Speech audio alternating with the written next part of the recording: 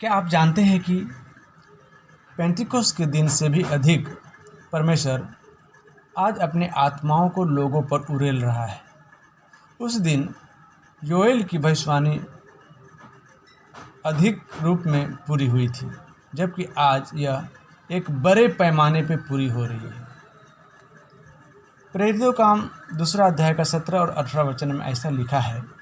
परमेश्वर कहते हैं कि अंत के दिनों में ऐसा होगा कि मैं अपना आत्मा सब मनुष्यों पर उड़ेलूँगा, और तुम्हारे जवान दर्शन देखेंगे और तुम्हारे पुरने स्वप्न देखेंगे, वरन मैं अपने दासों और अपनी दासियों पर भी उन दिनों में अपने आत्मा में से उड़ेलूँगा और वे भविष्यवाणी करेंगे।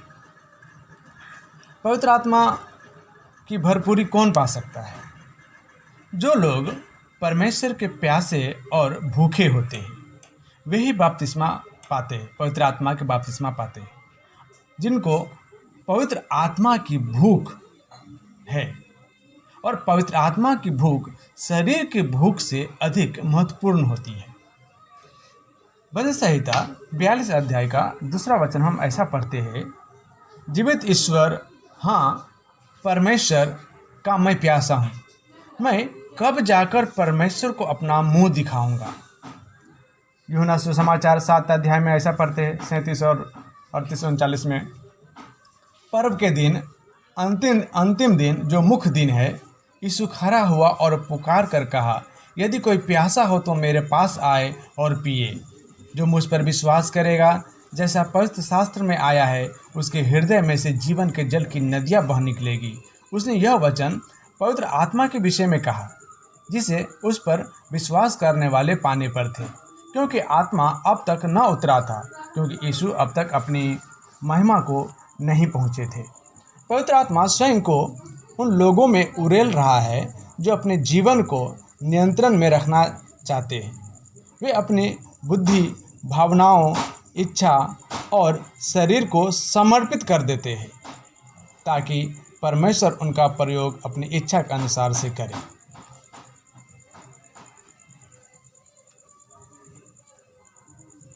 उद्धार आर्मी के संस्थापक जनरल विलियम बूथ ने लिखा था, मैं किसी एक बुक में पढ़ा था, इससे पहले कि हम आग का बपतिस्मा ग्रहण करने और अपने घुटने पर जाए, देख ले कि जिसे आप खोज रहे हैं, आपकी आत्माएं उस पवित्र आत्मा के उद्देश्य और इच्छा के साथ मेल खाती है या नहीं। आप निश्चिंत करें कि पवित्र आत्मा को प्राप्त करने का माध्यम खुला रखा है। मैंने एक बार देखा कि नल से पानी नहीं आ रहा था, जिन्हें पानी की एक बूंद तक नहीं मिल सकी थी। बहुत सारे लोग पानी के लिए वहाँ पे जमा थे।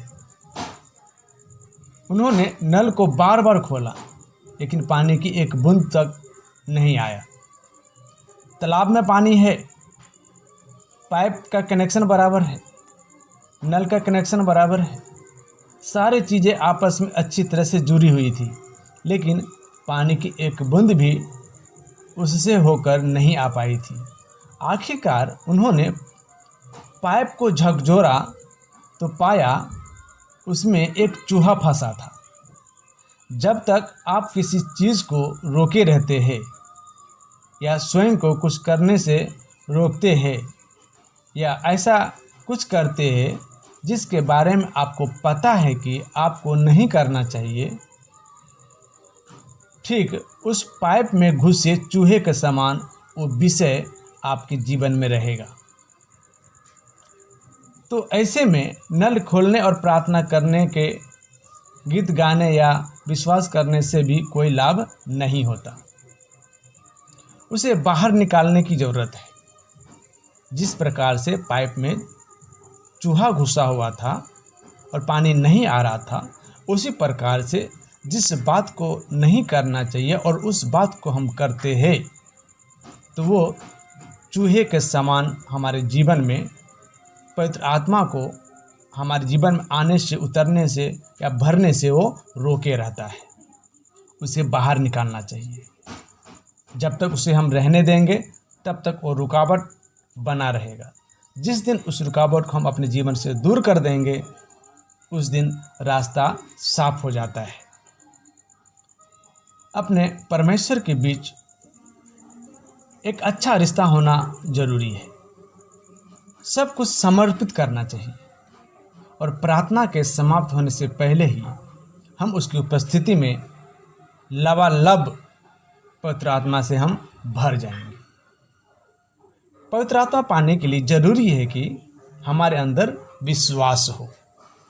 विश्वास के बगैर पवित्र आत्मा को पाना बहुत मुश्किल है। उसी तरह से जिस प्रकार हम उद्धार पाते हैं, उद्धार हम विश्वास के द्वारा ही पाते हैं, इसलिए पवित्र आत्मा भी हम विश्वास के द्वारा ही हम पाएंगे। बस परमेश्वर की प्रतिज्ञा पर विश्वास करें और उस वरदान को स्वीकार करें जो वह आपको देना चाहते हैं। यहाँ कुछ प्रतिज्ञा दी गई है जो विश्वास करने और ग्रहण करने में आपको सहायता करती है। आपके लिए उन्हें याद करें कि फिर खुद दोहराते रहे। उनमें छिपे सत्य का एहसास जैसे जैसे आपको होता जाएगा, वैसे वैसे आपके लिए परमेश्वर के इस वरदान को ग्रहण करना सरल हो जाता है। लूका सुसमाचार 11 अध्याय का 9 वचन और 11 से 13 वचन में ऐसा दिया है, और मैं तुमको कहता हूँ कि मांगो तो तुम्हें दिया जाएगा, ढूंढो तो तुम पाओगे, खटखटाओ तो तुम्हारे लिए खोला जाएगा। तुम में से ऐसा कौन पिता होगा कि जब उसका पुत्र रोटी मांगे तो उसे पत्थर दे, या मछली मांगे तो मछली के बदले उसे सांप दे, या अंडा मांगे तो उसे बिच्छू दे।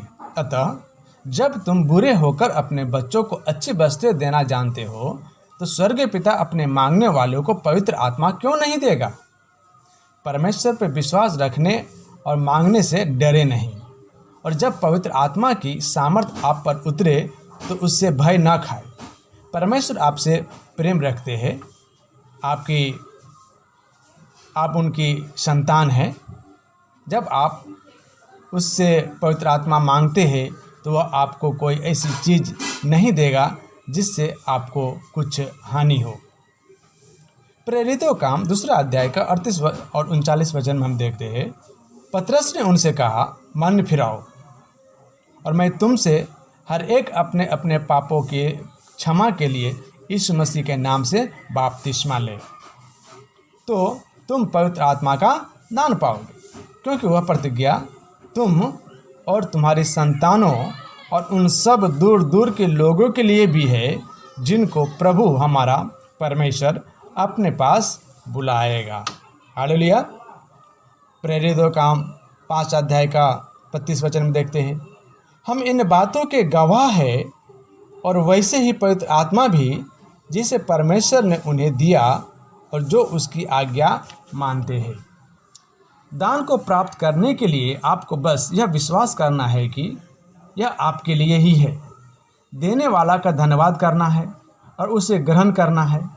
आप उसे ले और अपना बना ले। इसी रीति से आप परमेश्वर की प्रतिज्ञा पर विश्वास करते हैं। वह जो वरदान देना चाहते हैं उसके लिए परमेश्वर का धन्यवाद करें और ग्रहण कर ले। आप यह विश्वास करें कि पवित्र आत्मा आपको भरपूरी देने के लिए आता है। अपनी इच्छा, अपनी अभिलाषा, अपने सपनों को उस पर समर्पित कर दे और अपने जीवन में उसे पहला स्थान लेने दे। ऐसा करने पर वह आपको भर देगा और आपको पता चल जाएगा। गलातियों किताब 3 अध्याय का 2 और 14 वचन देखते हैं, मैं तुमसे केवल यह जानना चाहता हूँ कि तुम आत्मा को क्या व्यवस्था के कामों से या विश्वास के समाचार से पाया। यह इसलिए हुआ कि अब्राहम की आशीष मसीह यीशु में अन्य जातियों तक पहुँचे और हम विश्वास के द्वारा उस आत्मा को प्राप्त करें जिसकी प्रतिज्ञा हुई है। हालेलुया। दूसरा है समर्पित हो जाना। पहला हमने देखा विश्वास के द्वारा हम पवित्र आत्मा से हम भर सकते हैं। दूसरा समर्पित हो जाना। आप चाहते हैं कि पवित्र आत्मा आपको भर दे ताकि वह आपकी अगुवाई करे, आपके द्वारा प्रार्थना करे, गवाही देते समय वह आपको अपने शब्द दे और आश्चर्य कर्म करने वाले सामर्थ पर भरोसा करने का हियाव दे, मतलब हिम्मत दे, साहस। पवित्र आत्मा में बपतिस्मा इस तरह के जीवन में आपका प्रवेश करना है। यह आत्मा से भरे, आत्मा की अगुवाई में चलने वाले जीवन की तरह है। इसमें प्रवेश करते ही आप अपने मन, भावनाएं, इच्छा और शरीर को पवित्र आत्मा की अगुवाई के लिए समर्पित कर दें। प्रार्थना करने वाले लोग अक्सर समर्पण और पवित्र आत्मा को बुलाने की मुद्रा में अपने हाथों को उठाते हैं कि वह उन पर उतरे। कुछ लोगों पर पवित्र आत्मा समर्पण के गीत गाते समय उतरता है। मन को समर्पित करना चाहिए, अपना जो मन है उसे भी समर्पित करना चाहिए। पवित्र आत्मा जब आता है ताकि वह प्रार्थना करे और गवाही देने में आपकी सहायता कर सके, इसलिए इस बात की आशा रखें कि वह आपके मन में कुछ विशेष बातों के लिए प्रार्थना करने या परमेश्वर को किसी बात के लिए धन्यवाद देने का विचार डालेगा। पवित्र आत्मा की आज्ञा का पालन करें।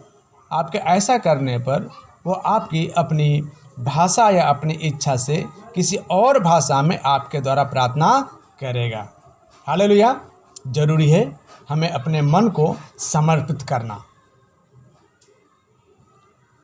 आप भावुक स्वभाव आपके व्यक्तित्व का एक हिस्सा है। इसे पवित्र आत्मा को समर्पित करना चाहिए। अगर प्रार्थना करते समय आपको आंसू बहाने की इच्छा हो रही हो तो उन आंसुओं को रोके नहीं। आपके भीतर अगर पवित्र आत्मा की कठोरता या अहंकार, घमंड, संदेह और हिचकिचाहट मिले तो पवित्र आत्मा को उसे तोड़ने दे। उसे आपको अपने पापों को उजागर करने, उन्हें साफ करने और आपको अपनी इच्छा के अनुसार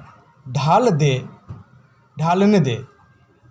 पाप में खोए हुए अपने मित्रों और अपने सगे संबंधियों को या उन बहुत सारे लोगों के लिए आंसू बहाए जिन्होंने कभी सुसमाचार नहीं सुना, या आत्माओं के उद्धार के लिए किया जाना जो कार्य है जिसे वह आपके भीतर करता है।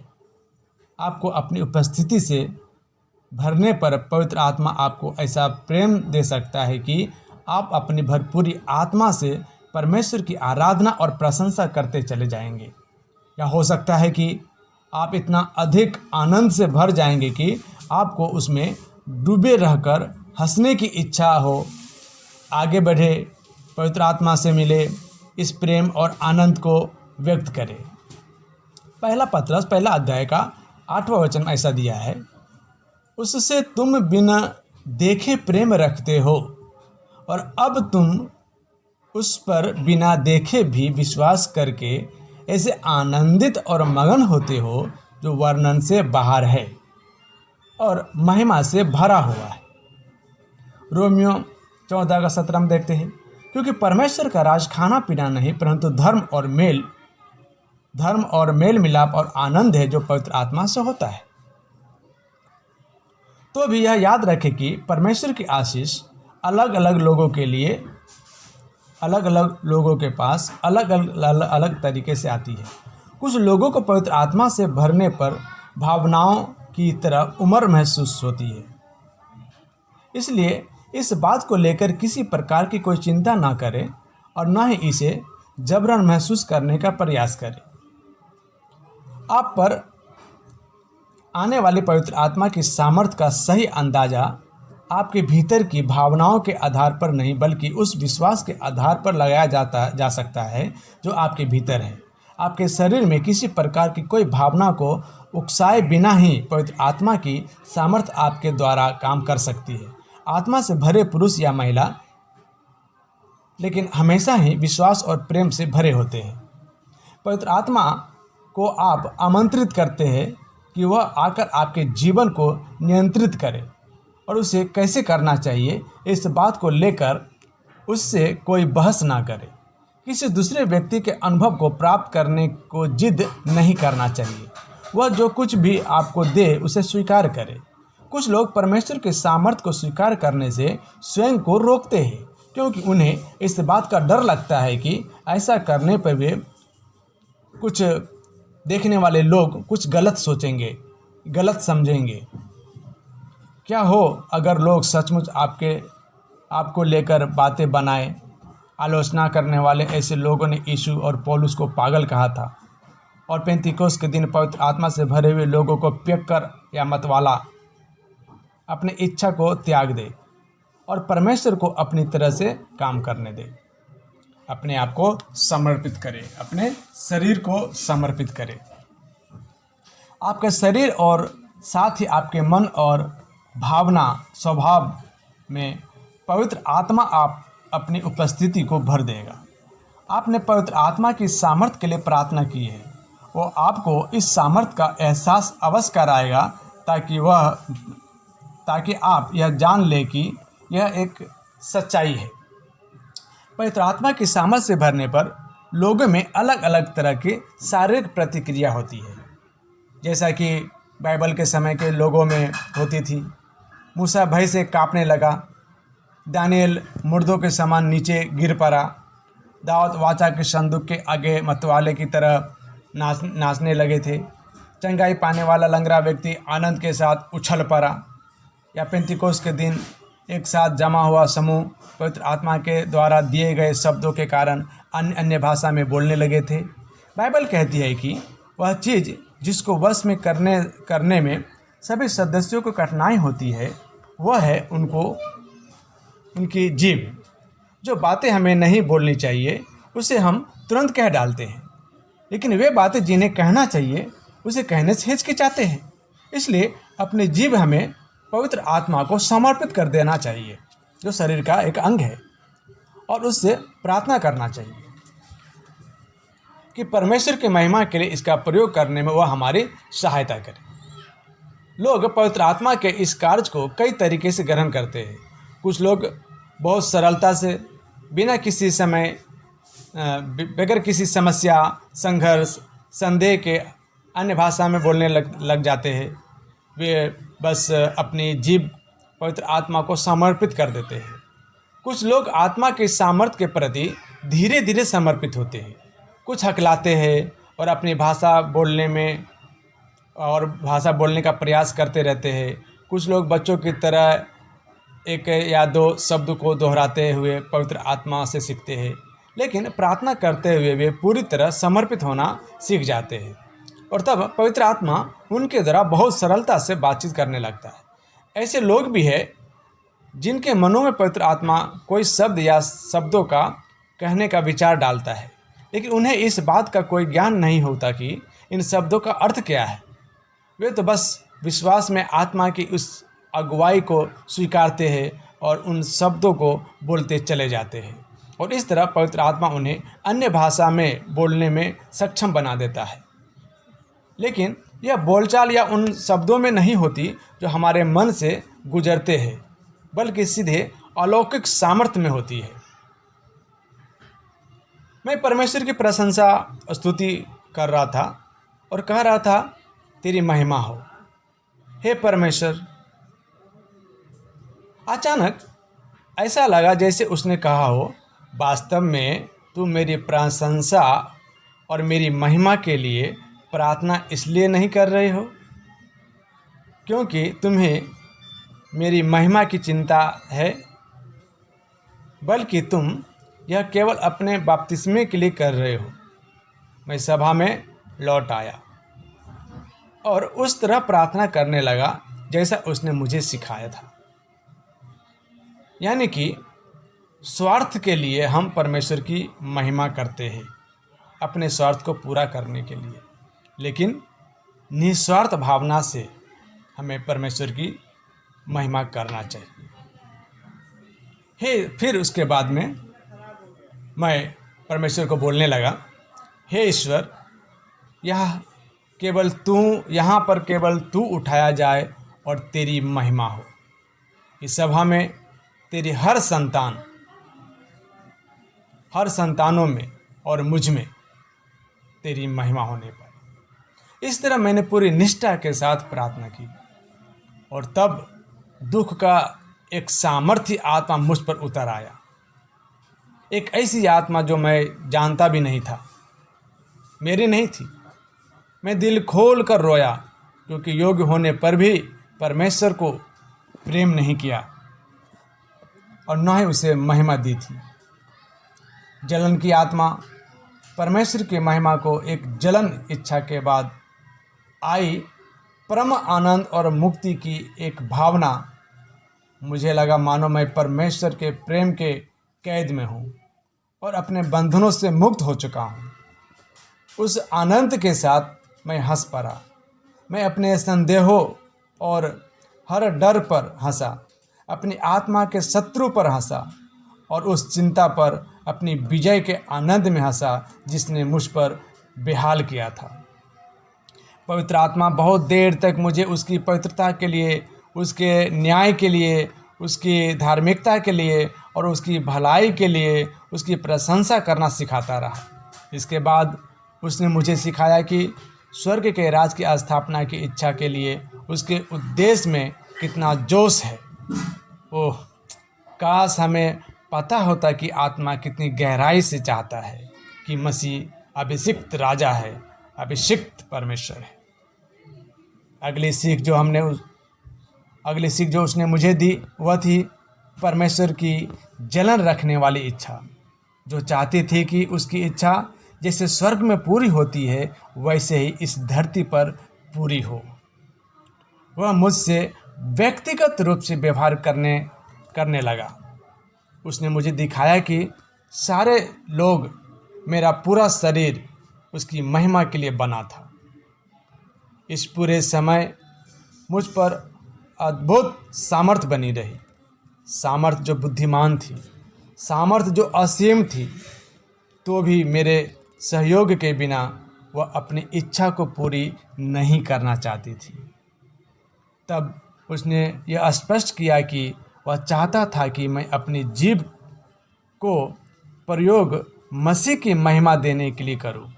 जब मैंने स्वयं को आगे समर्पित किया तो वह मेरे द्वारा एक ऐसी भाषा में बोला जिसका न तो मुझे ज्ञान था और न ही समझ। मैं कह नहीं सकता, मैं बस इतना जानता हूँ कि उसने मुझे यह एहसास कराया कि उस पवित्र आत्मा ने मेरी जीभ का प्रयोग परमेश्वर के साथ रहस्य की बातें बोलने के लिए किया था और यह बात उपयुक्त था कि ऐसी भाषा में परमेश्वर की आराधना करने पर जो स्वयं उसने मुझे दी थी और जिसे मैं स्वयं अपनी प्रार्थना के द्वारा कभी नहीं बोल सकता था, वह अपने मंदिर की भरपूरी और उम्र और अपनी मुहर लगाता। परमेश्वर जिसने दो पत्ते भी एक से नहीं बनाए, वह आपको अपनी इच्छा के अनुसार पवित्र आत्मा से भरेगा। कुछ लोग मन परिवर्तन के तुरंत बाद पवित्र आत्मा से भर जाते हैं, दूसरे कई बहुत समय तक प्रार्थना करने के बाद इसे पाते हैं और कुछ लोग प्रार्थना के या आराधना के समय या समूह के आराधना के समय जब घुटनों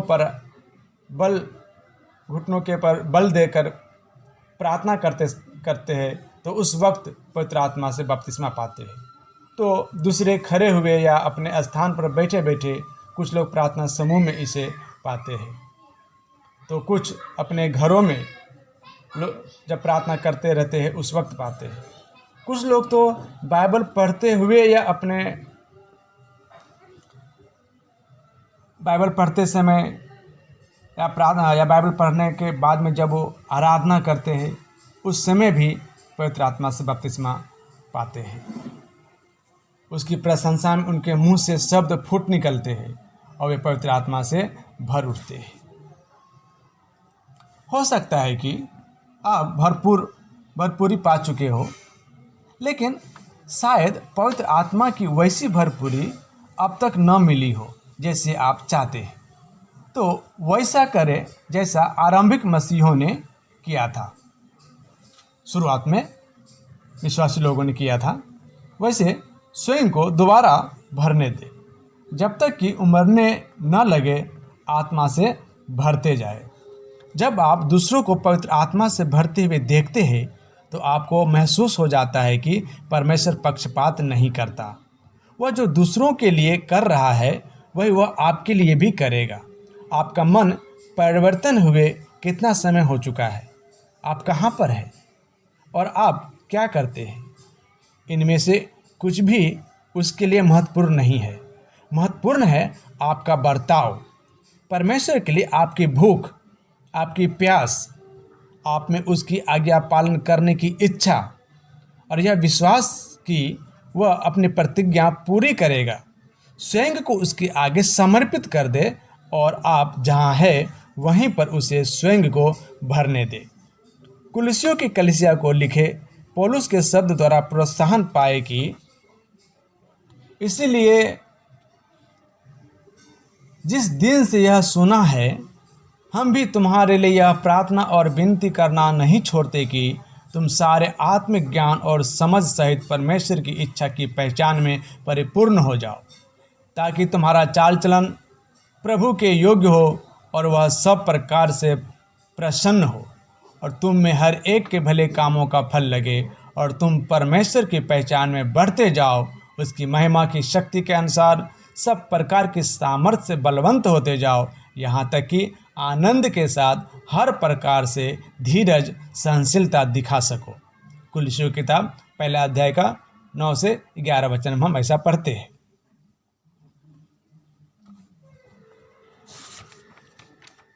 तो हम इस वीडियो में ऐसा देखते हैं, पवित्र आत्मा से कौन भरेगा। तो पवित्र आत्मा से कौन भरेगा? पहला तो हमने देखा जो कि विश्वास का होना जरूरी है। दूसरा है समर्पित हो जाना। पहला विश्वास, दूसरा समर्पित। बगैर विश्वास का हम पवित्र आत्मा नहीं पा सकते और बगैर समर्पण किए भी हम नहीं पा सकते। क्या समर्पण करना है? अपने इच्छाओं को समर्पण करना है, अपने शरीर का जो अंग है जीभ, उसको समर्पण करना है। और हमारे अंदर हमने पढ़ा जो कि नल में से पानी नहीं आ रहा था। क्यों नहीं आ रहा था? क्योंकि नल में एक चूहा घुसा हुआ था। जैसे ही चूहा निकल गया तो नल में पानी आना शुरू हो गया। उस चूहे के समान हमारे जीवन में कुछ ऐसा चीज़ रहता है जो नहीं रहना चाहिए। जो काम हमें नहीं करना चाहिए उस काम को हमारे द्वारा होता है। जो परमेश्वर की इच्छा नहीं है उस काम को हम करते हैं। अगर ऐसा कोई विषय, ऐसा कोई चीज़ है तो उस चूहा जो नल में पानी आने से रोक रखा था उसी प्रकार से पवित्र आत्मा से भरने में वो रुकावट बन जाता है। तो हमारे अंदर अगर किसी भी प्रकार का कोई विषय, कुछ रुकावट है तो उस रुकावट को दूर करना चाहिए। घमंड भी रुकावट हो सकता है, स्वार्थी होना भी रुकावट हो सकता है, बड़बोलापन, हम ज़रूरत से ज़्यादा बोलते हैं, अपने आप को हम बड़ा बनाते हैं। वचन कहता है जो बड़ा किया जाएगा वो छोटा हो जाएगा, जो छोटा किया जाएगा वो बड़ा बनेगा। तो इस तरह की जो बातें अगर किसी इंसान के अंदर है, दूसरे को माफ़ नहीं करना, ये सब जो है पवित्र आत्मा से भरने में रुकावट आ जाता है। तो इन सारे रुकावटों को आप दूर करें और विश्वास करें। अगर आप विश्वास करते हैं तो आप पवित्र आत्मा से ज़रूर भर सकते हैं। अगर आप घमंड को छोड़ने के लिए तैयार है, स्वार्थी भावना छोड़ने के लिए तैयार है, परमेश्वर के वचन मानने के लिए तैयार है, अगर कलीसिया में अनुशासित रहने के लिए तैयार है, तो आप विश्वास करें, परमेश्वर पवित्र आत्मा से आपको जरूर भरेगा। परमेश्वर आप सबको आशीष करे।